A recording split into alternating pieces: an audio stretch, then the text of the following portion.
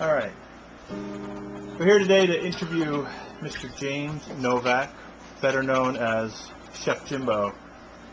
Don't mind the dogs fighting in the background. They're all right. We're here to ask Jim a couple questions about the Chef Jimbo project and a little bit about himself.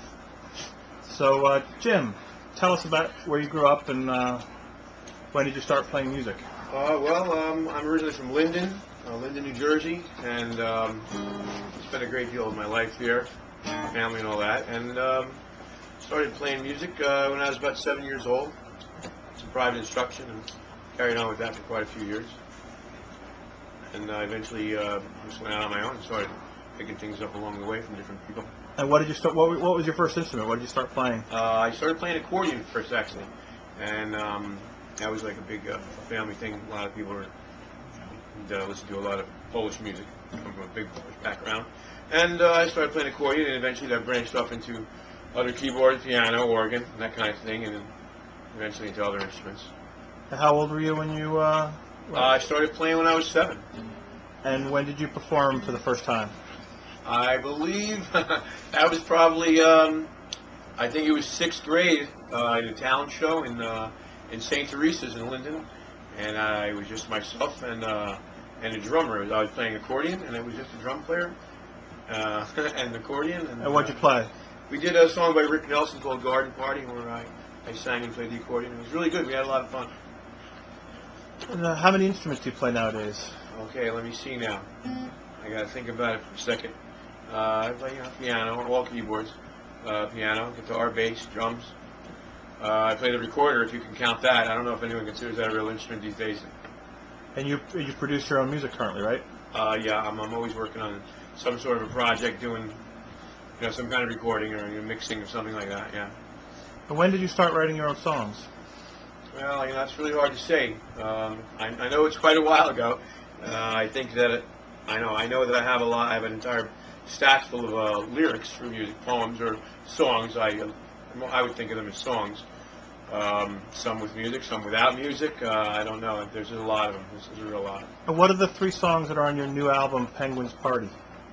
We have Winter Log, which is more of an upbeat original tune. It had a lot of heavy keyboard, a lot of piano and stuff like that.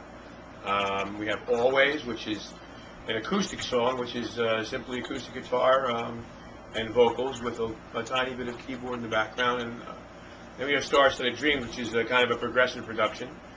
It's got a lot of keyboards and a lot of all kinds of instruments in it. It was a pretty heavy production.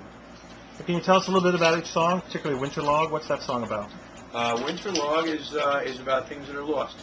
Particularly, I've had people pass away in my life, and I think that we all miss these people when they're gone. And it's about realizing what we should be doing today, and how we can put our focus, our efforts towards the future, and make good, And what about the other 2? Always is just an acoustic thing about it's essentially about the past and good times that I've had in the past, and various people that have shared those good times with me. And just something to remember. Just want to remember all those great people in my life.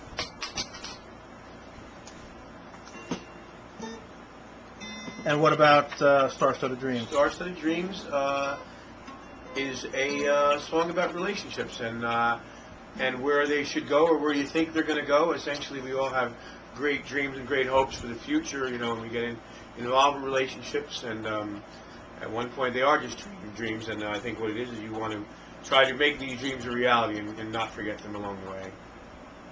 So how many songs have you written so far? Well, I have the 3 in completion now that are on the Penguin's Party disc, and I don't know, I may have another 6 or 8 just kind of floating around, and stacks of them that are just waiting to get on the press. All right. Well, thank you, Jim. That concludes our first interview, and we'll be back with more. All right, Stay tuned. Thank you.